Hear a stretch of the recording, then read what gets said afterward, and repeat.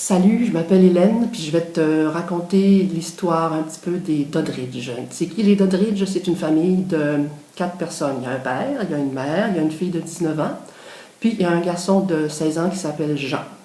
Je l'aime bien, Jean, c'est le personnage principal, puis c'est d'ailleurs lui qui raconte les histoires. Si je te résume très brièvement l'histoire des Doddridge, je dirais que c'est une famille qui est un petit peu plate, puis qui du jour au lendemain devient très drôle puis très intéressante. Pourquoi ils sont plates? Ben, parce que ils ont tendance à faire toujours un petit peu les mêmes choses au même moment. Le lundi, ils mangent du poulet, le mardi, du poisson, etc. Ils ne sont pas très inventifs, les Doddridge. Jusqu'au jour où un chien débarque dans leur vie. C'est l'été, le soir, ils mangent dehors, et puis il y a un grand chien noir qui s'amène chez eux.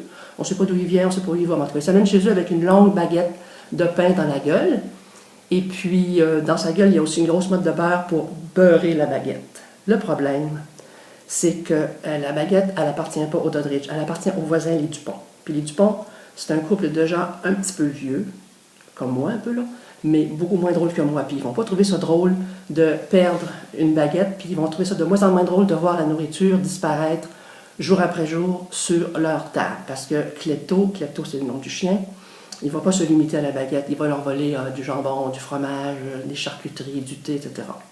Alors voilà, ça c'est le début du premier tome de la série Les Doddridge, et ça s'appelle Klepto s'invite. Mais les Doddridge, c'est pas juste l'histoire d'un chien qui bouleverse la vie d'une famille, c'est rempli d'histoires drôles, c'est rempli d'histoires loufoques, et ça raconte aussi l'histoire de Jean, qui est très amoureux d'une future avocate qui a 10 ans de plus que lui. Elle s'appelle Anémone, puis elle a 26 ans. Alors, tu vois. Mais j'espère que tu vas aimer tout ce beau monde-là, parce que moi, en tout cas, quand j'ai écrit leurs histoires, j'ai beaucoup aimé ça. Puis j'ai bien rigolé. Puis je me dis que si tu as entre 12 et mettons 120 ans, ben tu devrais aimer ça aussi. Salut!